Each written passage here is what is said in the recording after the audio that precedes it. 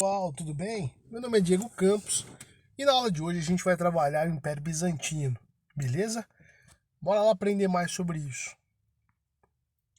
Bom, pessoal, para a gente poder começar a trabalhar a ideia do Império Bizantino, é preciso que a gente faça aí uma imersão histórica, né, no que foi o Império Bizantino. Se a gente olhar para Roma, a gente vai olhar um mapa aí do Império Romano. Roma foi dividida em duas partes, né? Na Roma aqui em vermelho, com capital na cidade de Roma, que é Roma Ocidental, e a gente tem Roma Oriental, que foi aqui em roxo, com a capital numa cidade chamada de Constantinopla, tá bom? Bom, essa cidade, ela tinha o nome de Bizâncio, né, na antiguidade, e quando ela foi tomada pelo imperador Constantino, ele deu o nome para essa cidade, ele alterou o nome dessa cidade para Constantinopla. E essa se tornou, né, capital de Roma Oriental.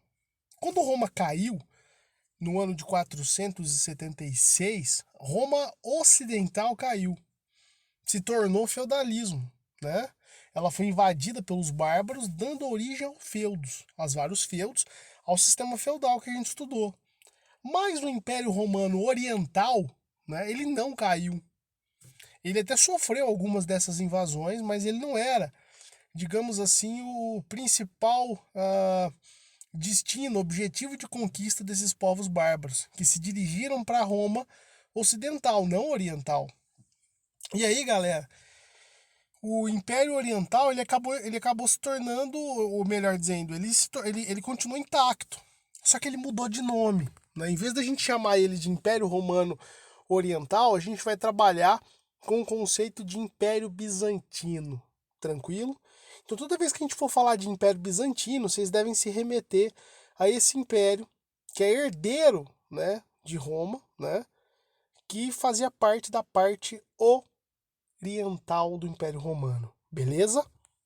Bom, se a gente for pegar lá no meio da Idade Média, é interessante a gente até fazer essa distinção, né? Naquele contexto do século IX, né? No ano de 800, alguma coisa, a gente tem ali o domínio dos muçulmanos, dos árabes. Vocês estão vendo aqui durante todo o Oriente Médio, norte da África e uma parte da Europa, principalmente ali na Península Ibérica, onde hoje é Portugal e Espanha, você tem um domínio claro em verde, né, dos árabes. A gente tem o Império Carolíngio, que vai dar origem mais tarde, a gente viu isso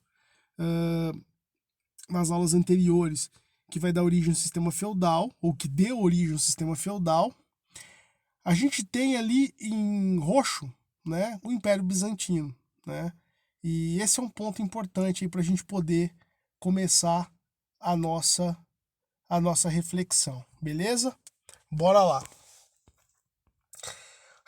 É interessante que a gente até faça uma consideração sobre alguns dos imperadores aqui famosos, né, que tiveram alguma relação com Bizâncio. A gente tem primeiro Constantino, que era o imperador de Romano, né?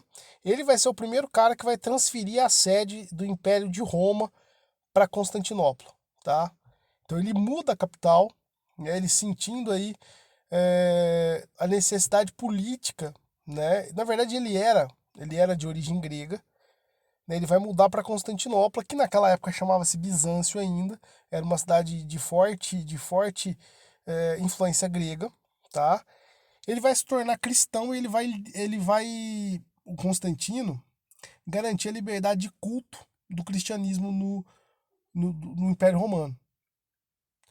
A gente tem depois Teodósio, que vai dividir o Império em duas partes, né? Ele vai ser o autor aí da célebre divisão do Império Romano Ocidental Oriental. E ele vai tornar o cristianismo como religião oficial. Ele cria aquele protótipo do que a gente conhece como Igreja Católica Apostólica Romana. E mais tarde a gente vai ter um outro imperador, Justiniano, que talvez foi o maior imperador, esse sim já imperador do Império Bizantino, tá bom?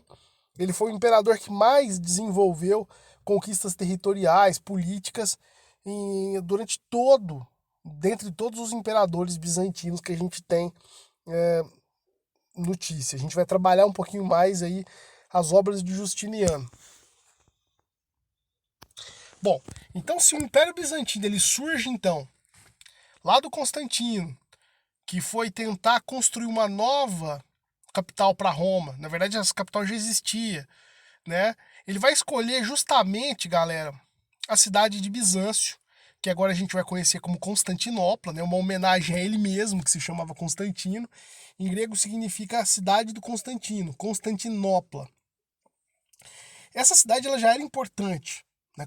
Bizâncio, agora Constantinopla, já era uma cidade importantíssima, porque ela é uma cidade que a gente vai ver no mapa daqui a pouco, ela concentra em si, por ela passa as principais rotas de comércio do Ocidente para o Oriente. Ou seja, tudo comércio que vinha da China, da Índia, da Rússia, que ia para a Europa ou da Europa para essas regiões, ou mesmo para a Ásia, para o Oriente Médio, muito passava por aquela região, uma região estratégica. Então sempre foi uma cidade rica. E como é uma cidade que estava sob o domínio dos romanos, Constantino resolve usar justamente esse local estratégico, geográfico, né, geograficamente muito bem posicionado como a capital. Então ele vai enviar para lá uma série de arquitetos, agrimensores, vai remodelar a cidade. Ele vai construir, inclusive, muralhas fortíssimas, intransponíveis. Para vocês terem uma noção, a cidade de Constantinopla tem 3 camadas de muralhas que são consideradas praticamente intransponíveis. Elas vão ser vencidas uma vez, né, de forma muito assim massiva, né, um ataque muito bem massivo do Maomé II, mas essa é a história depois, em 1453. Mas é uma cidade que passou incólume a várias invasões, é uma cidade praticamente dificílima de ser conquistada, até pela forma com que Constantino fez, né, essa defesa da cidade. Bom, ela foi rebatizada no ano de 330, tá?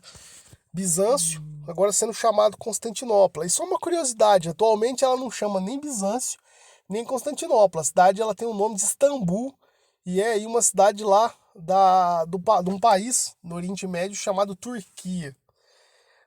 Com essa localização estratégica, logo foi tornada a nova capital do Império, por ela estar justamente entre os dois continentes. Se a gente parar para pensar no mapa, Constantinopla ela se encontra entre a Europa e entre a Ásia, e ela também ela é um ponto de encontro do Mar Negro e do Mar Mediterrâneo. Então olha lá, o comércio daquela época ele era feito por terra e ela era um ponto de encontro entre dois continentes. E ela também, o comércio podia ser feito por mar. Então são dois mares, o Mar Negro e o Mar Mediterrâneo, que são mares, digamos assim, fundamentais para o comércio existente naquele momento, principalmente o Mediterrâneo. Então Constantinopla tinha acesso estrategicamente a esses dois locais, o que dava para ela um privilégio, né, muito grande, né? É um destaque, né, que Constantino vai tentar usar a seu favor, a favor de e é engraçado que até a própria posição geográfica explica para a gente que a cultura bizantina, que a cultura daquele local, ela tem uma mescla de elementos ocidentais, né, de própria de Roma, da Grécia, mas elementos orientais, elementos, digamos assim, persas, árabes.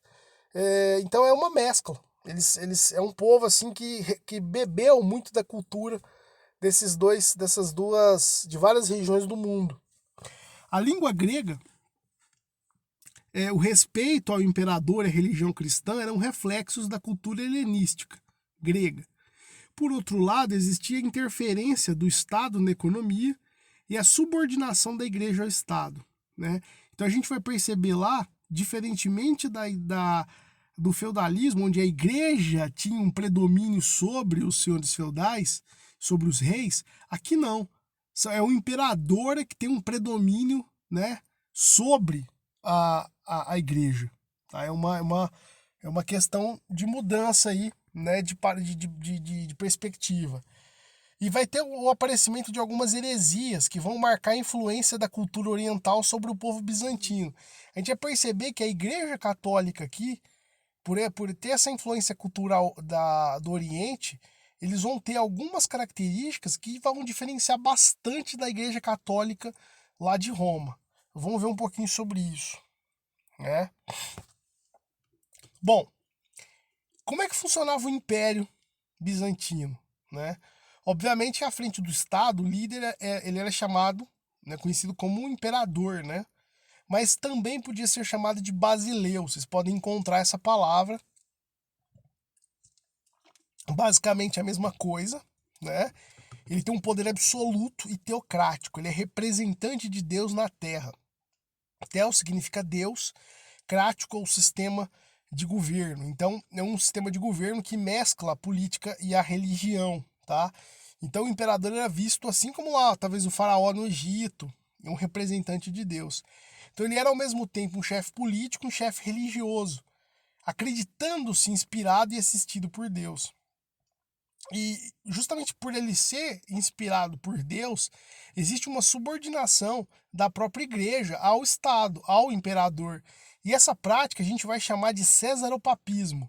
César significa, assim como em Roma era chamado os imperadores, então César era o poder absoluto do imperador, papismo significa algo ligado ao Papa, né, ao pai religioso, ao pai moral, que era o que o Papa representava na Igreja Católica. Então, o cesaropapismo a gente entende como a fusão entre os poderes político, né, supremos do imperador de Roma, mais o poder ou de autoridade máxima religiosa, assim como o Papa representava também lá na parte ocidental. Beleza? Bom, e aí, galera, a gente vai ter, né, o cesaropapismo lá no Império Bizantino, que é o controle do governo sobre a religião, sobre a política. Então a gente vai ter algumas mudanças aí, né, algumas diferenças entre a Igreja Católica e entre a igreja que vai se formar agora, que a gente vai dar o nome de Igreja Ortodoxa, né? Porque a gente está falando aí de uma teocracia. Bom, o que a gente pode entender como duas principais diferenças aí e duas principais heresias? O que são heresias? São igrejas são pensamentos que eram contrários à Igreja Católica.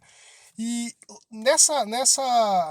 no Império Bizantino a gente vai ter dois movimentos aqui muito fortes que vão se tornar muito básicos dessa religiosidade bizantina. A primeira é o monofisismo. Vamos lembrar o seguinte: o que é monofisismo? Eles negavam a natureza terrestre de Jesus Cristo. Para eles, Cristo possuía apenas uma natureza divina, espiritual. Esse movimento teve início no século V, no auge do governo de Justiniano. Como assim, gente? Como Jesus Cristo somente tem o caráter divino ou espiritual? É porque a gente tem que lembrar que dentro da religiosidade católica romana, Cristo pode ser visto sobre três perspectivas, né? Ele é o Pai, o Filho e o Espírito Santo. Enquanto filho, ele tem uma personalidade, uma característica humana, material, né? Ele também é o Pai e ele também é o Espírito Santo. Então ele pode ser espiritual, mas também ele pode ser corpóreo, material.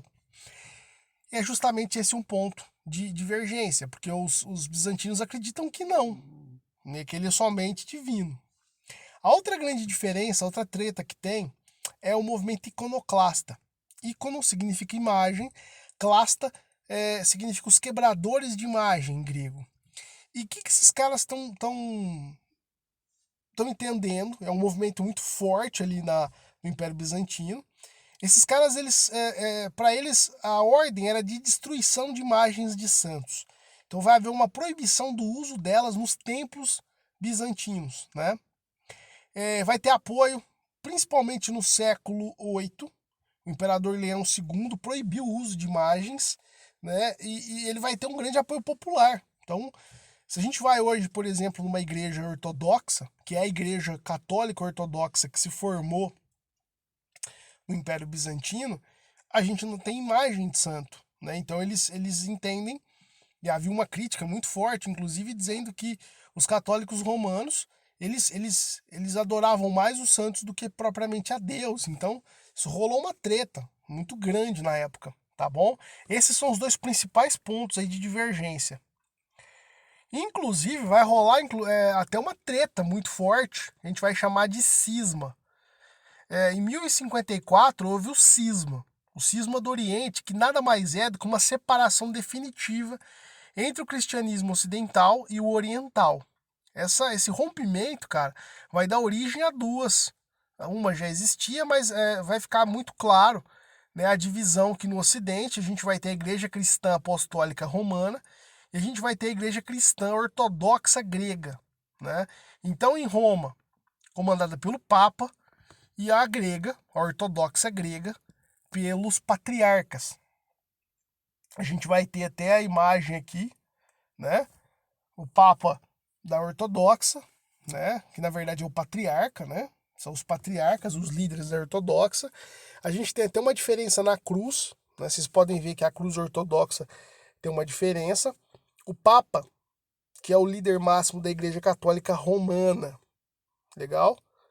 Bom, existem algumas diferenças, inclusive, de litúrgicas entre essas igrejas, né? Se a gente pega, por exemplo, o voto de castidade, é obrigatório para todos os sacerdotes católicos, padres, enfim, todo mundo.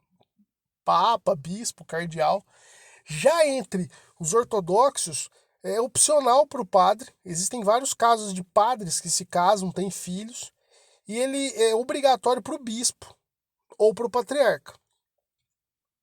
Para o Papa é a autoridade máxima dos católicos e eles não reconhecem uma autoridade do Papa entre os ortodoxos. Lá é somente os patriarcas, né? A quaresma dura 40 dias entre os católicos romanos e ela dura 47 dos católicos ortodoxos. O calendário gregoriano de 365 dias, que é utilizado pelos católicos romanos, e ele tem 13 dias a mais no calendário juliano, né? O gregoriano é um monge, né? O monge Gregório, e depois o calendário juliano tem 13 dias, que é o considerado pelos ortodoxos. O Natal é comemorado dia 25 de dezembro pelos católicos e 7 de janeiro pelos ortodoxos. Usa-se bastante imagem de santos entre os católicos romanos e as igrejas ortodoxas não possuem essas imagens, né?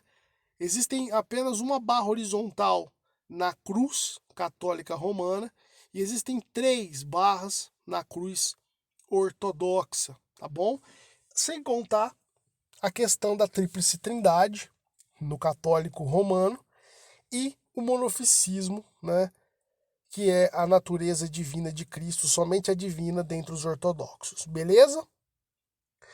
Bom, agora a gente vai falar um pouquinho sobre o principal imperador do Império Bizantino. Se a gente for usar, a gente vai usar aí praticamente a gente vai usar esse exemplo do governo Justiniano como o principal, né? Então a gente vai ter, por exemplo, o Justiniano foi o auge, né? Ele foi o maior imperador desse período, tá? E ele tinha uma meta no seu governo muito interessante. O primeiro deles, o Justiniano ele queria reviver, reconstruir o antigo Império Romano. A grande ideia do Justiniano era reconquistar o Império Romano, o território romano que havia sido invadido pelos povos bárbaros. E ele queria consolidar uma autoridade imperial inquestionável, um governo forte, centralizador. E ele vai tentar vender esse sonho para os bizantinos. Diz, olha, eu sou o cara que vou reconquistar as glórias de Roma. Vocês estão comigo? Chega de ser dominado pelo medo. Chega dos árabes, dos bárbaros tentarem invadir Constantinopla. Eu sou o cara que quero reviver as glórias. Vocês estão comigo? E para isso ele vai precisar de 2 coisas que ele vai tentar implementar no governo dele, que vão ser um aumento de impostos, né? Mas naquele momento, com o povo todo entorpecido e, digamos assim, anestesiado e às vezes até motivado pela ideia de glória, eles toparam. E qual que é a ideia de aumentar impostos? O Justiniano tinha uma ideia muito simples, ele queria investir no exército e principalmente em embarcações. Então, uma das ideias dele era manter o mar Mediterrâneo sob o seu domínio. Para isso, ele precisava ter barco. E ele vai conseguir, durante o período de governo dele, a gente pode ver aí o mar Mediterrâneo praticamente tomado pelos bizantinos, né? Quais os principais feitos? Ele vai retomar, ele vai reestruturar o direito romano. Ele vai acreditar, o Justiniano, que o direito era uma das poucas formas de integrar algo comum aos territórios que ele iria conquistar, né? Então ele vai entender e ele vai conseguir manter a ordem em todo o território que ele conquistava, porque ele entendia que a lei deveria ser igual para todos. E ele vai usar as leis romanas, ele vai revitalizar essas leis romanas justamente nesse sentido. Então ele vai criar um código de leis, chamado de Código de Justiniano. Ele vai também, né, ele vai revitalizar o digesto ou os pandectas, que incluiu o resumo da jurisprudência tida em Roma. A gente vai ter também as instituras, que é o resumo das leis para os estudantes de direito, e as novelas ou autênticas, que são as novas leis que Justiniano introduz.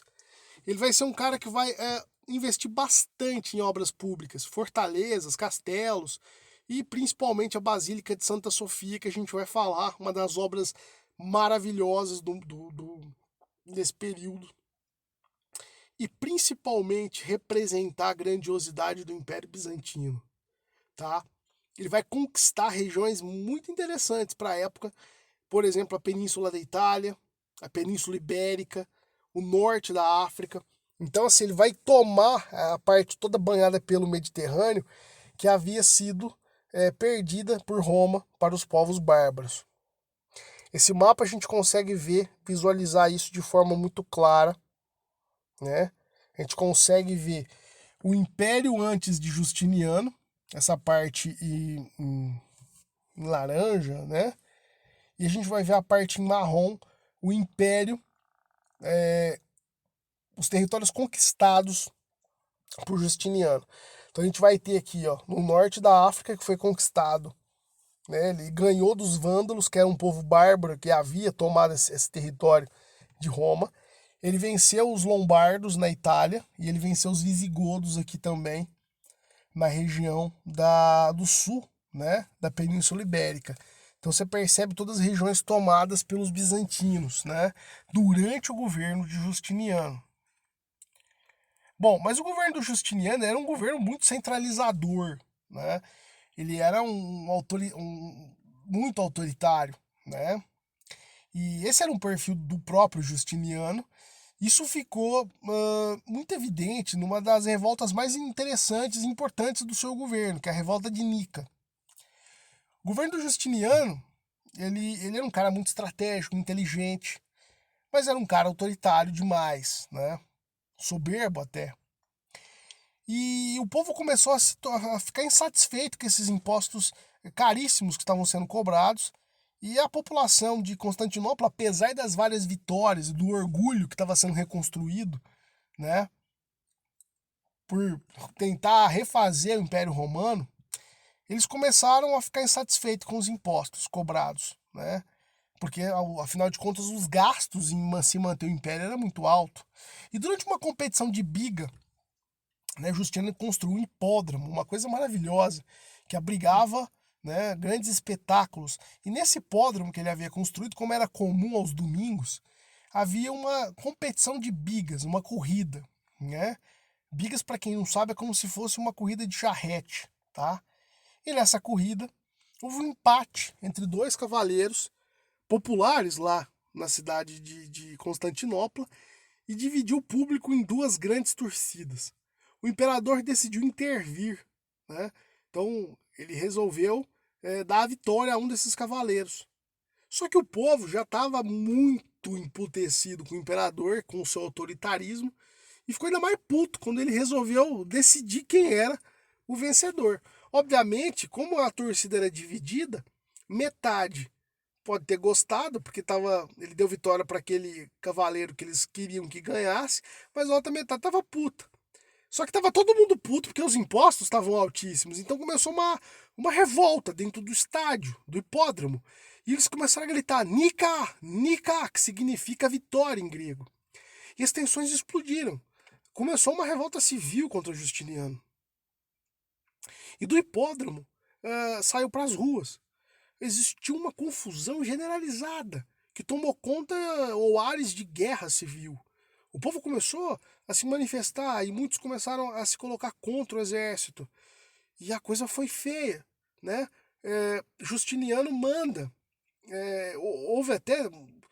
A coisa ficou tão feia que Justiniano, num primeiro momento, ele hesita. Ele pensa em fugir. Porque existia até um complô de algumas famílias nobres que eram contrárias ao seu governo, né? E eles já estavam até, inclusive, tramando a substituição do seu governo, né? Justiniano ele é voltado à realidade, né? A sua esposa Teodósia diz: olha, você não vai fugir. E ele resolve, a partir daquele momento, enfrentar a situação, mandando o general Belisário, né, seu braço direito, né, para sufocar aquela revolta. Só que foi um sufocamento extremamente violento. Para vocês terem uma noção, foram praticamente 35 mil bizantinos mortos, né? E ele só acaba, enfim, ele só cessa os ataques quando a sua esposa de novo intervém e diz: olha, tá bom, cara, tá bom, né? Colocando ali o fim a uma chacina generalizada. São 35 mil mortes, na sua grande maioria de manifestantes, pessoas que não eram militares, que eram do povo. Então você imagina o clima de velório, né? Justiniano, ele reforça seu poder, né? Mas havia um clima tenso no ar, né? Inclusive, para muitos historiadores, Justiniano, para tentar retomar um pouco da sua boa fama perante o povo bizantino, começa a empreender uma série de ações que visam melhorar sua imagem, inclusive porque ele vai chamar para Bizâncio uma série de sábios, estudiosos, para virem até Bizâncio, construir uma série de prédios e de obras artísticas. Mas a principal, onde ele vai de fato gastar dinheiro, tempo, e que vai colocar toda a sua atenção, era a construção de algo que ficasse marcado e eternizado o seu nome pela história. E com uma forma de tentar, digamos assim, compensar toda aquela violência da revolta de Nica perante o povo bizantino. Então ele vai propor a construção de algo magnífico que a gente vai falar, que é a Basílica de Santa Sofia, que eu vou mostrar daqui a pouco.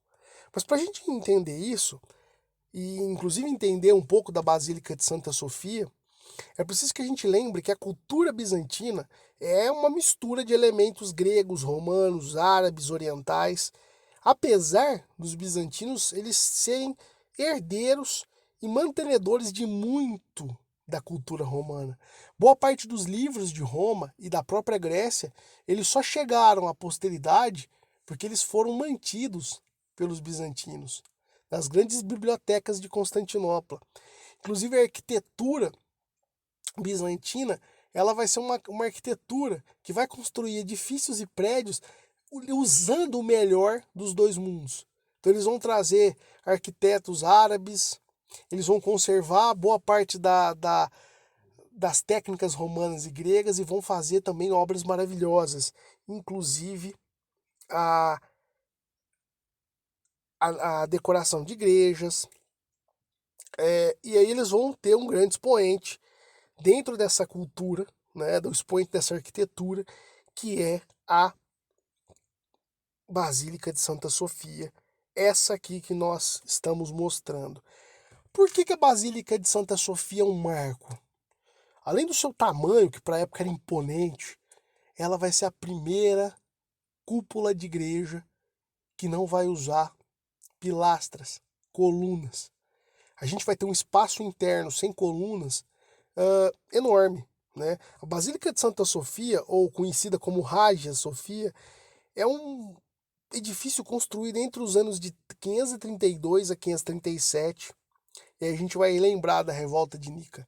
E vai ver que a Basílica foi tida por Justiniano justamente como uma forma de compensar o povo bizantino, né, daquele episódio sangrento. Né? E ela vai ser construída para ser a catedral de Constantinopla, né, para ela ser a sede da Igreja Ortodoxa de Constantinopla. E a gente vai ver um negócio interessante aqui na Hagia Sofia, que é justamente a cúpula da igreja. Essa aqui é uma imagem aérea. Aqui a gente vai ver, você percebe que não há muitas imagens de santos, e essa é a cúpula da igreja interna. Então você nota que isso aqui para a época, né, eu estou falando de uma cúpula que não tem o quê? Que não tem colunas. Isso aqui foi uma arquitetura, né, extremamente moderna para a época. Eu estou falando do ano 500 depois de Cristo. Uma coisa maravilhosa para a época, né? E isso marcou época, né, dentro da história da arquitetura. Bom, pessoal, isso aqui é a visão parcial das muralhas de Constantinopla. São muralhas extremamente grossas, espessas e muito bem fortificadas. Talvez uma das muralhas mais imponentes e difíceis de serem conquistadas do mundo, tá? E essa era a visão parcial dessas muralhas. Atualmente, galera, Constantinopla não tem esse nome, a gente já falou. É conhecida como Istambul, pertence à Turquia. Apesar desse passado turbulento, o centro histórico da cidade encanta e impressiona turistas porque é um lugar maravilhoso. O Estreito de Bósforo, que é o mar que banha a cidade, né, é maravilhoso. E ela tem esse ponto importante, né? A cidade ela é metade europeia e a outra metade asiática, cortada pelo Mar Negro ao norte e pelo Mar Mediterrâneo ao sul. Quer dizer, é uma cidade extremamente fascinante, né? Interessante para a gente poder pensar. Logo após a morte do Justiniano, o Império Bizantino ele entrou num claro declínio, mas ele só vai cair de fato, ele só vai ser conquistado quase 1000 anos depois da morte do Justiniano, no ano de 1453, pelos bárbaros, ou melhor dizendo, pelos árabes, pelo sultão Maomé II, né, que vai ser aí o autor de uma façanha praticamente impossível, que era tomar Constantinopla. Existe até uma série na Netflix, quem quiser ver, a Ascensão do Império, do Maomé II, a tomada de Constantinopla, que vai poder observar passo a passo dessa conquista épica aí do sultão. Beleza, galera? Gostaram? Grande abraço, fiquem com Deus.